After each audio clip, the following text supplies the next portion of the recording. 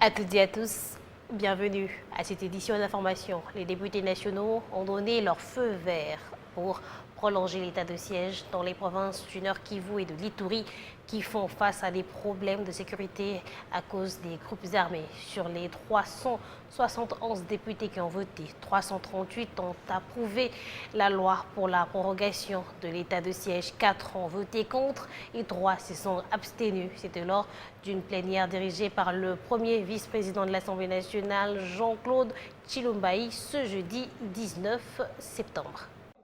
C'est un débat houleux entre élus nationaux, galvanisés principalement par les députés des provinces du Nord Kivu et de l'Ituri, qui sont administrés sous le régime exceptionnel de l'état de siège. Ces élus expriment clairement leur opposition à l'autorisation de la prorogation de l'état de siège dans ces provinces confrontées à l'insécurité causée par des groupes armés locaux et étrangers. Ils estiment que cette mesure exceptionnelle a largement prouvé son inefficacité et plaident en faveur de sa levée.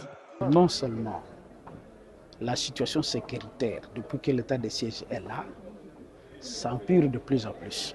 Pendant qu'on décrétait l'état de siège, il n'y avait que Bunagana qui était tombé entre les mains de l'armée rwandaise. Aujourd'hui, ils sont soit à Sake et de l'autre côté vers le nord, ils sont déjà à Kirumba, même voire Kassé, et vous avancez un peu. Nos parents sont en train d'être bien machetés, nos mamans sont en train d'être violées, on ne sait pas l'impact.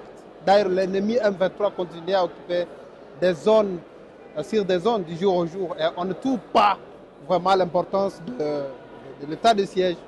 C'est pourquoi nous disons trop c'est trop, nous n'allons pas continuer à accepter quelque chose, on dirait planifié. Donc ça nous fait très mal.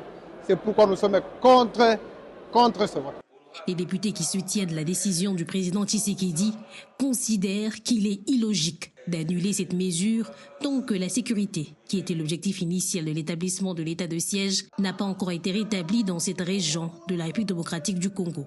Au-delà du fait que nous avons voté pour, il y a nécessité qu'il y ait une séance qui pourrait être à huis clos, au cours de laquelle nous devons examiner cette question sans gants pour que nous arrivions à une conclusion, soit de la prorogation une fois de plus, ou décider de mettre fin pour justement arriver à rencontrer les ententes de la population, parce que tout l'exercice démocratique consiste à sauvegarder ou à protéger les intérêts du peuple.